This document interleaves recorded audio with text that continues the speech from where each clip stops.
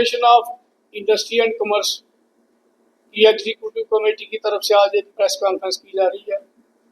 पहले मैं अपने साथियों की इंट्रोडक्शन देना चाहूँगा।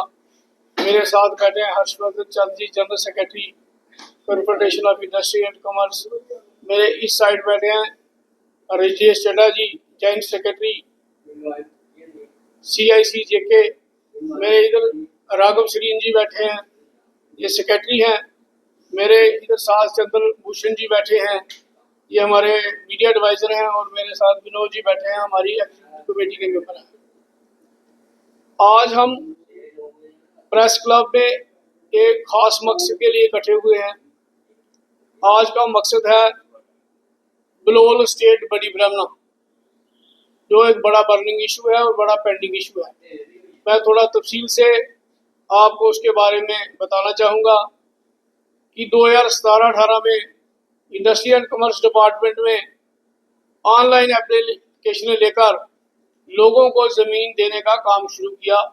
522 कनाल ज़मीन अलाटमेंट की। उसके बाद लोगों ने 10% पैसे जमा कराए।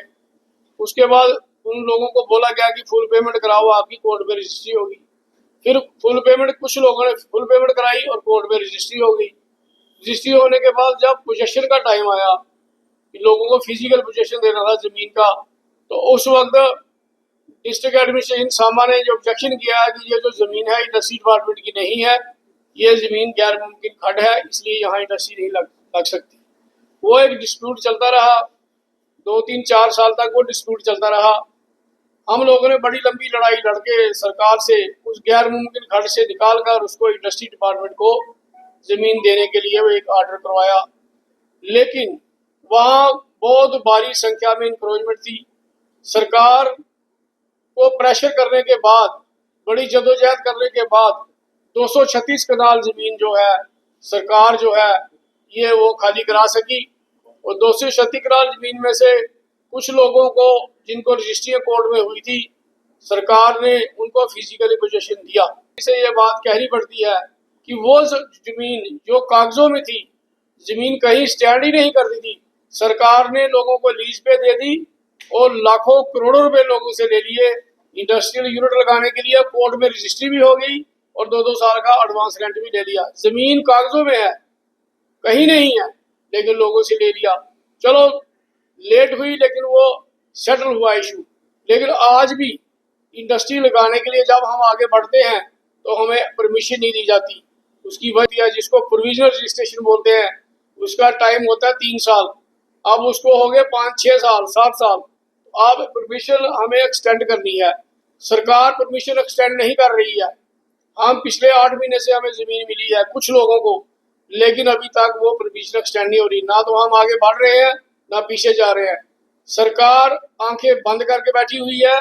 Lack of coordination between deputy CM और industry and commerce department, bureaucracy और मिनिस्ट्री का जो आपस में कोऑर्डिनेशन नहीं है, उसकी वजह से हमारी APCC की मीटिंग, जो एक अपेक्स कमेटी की मीटिंग होती है जिसमें ये सारे इशू सेटल होते हैं, उस कमेटी में हमें डाला हुआ है।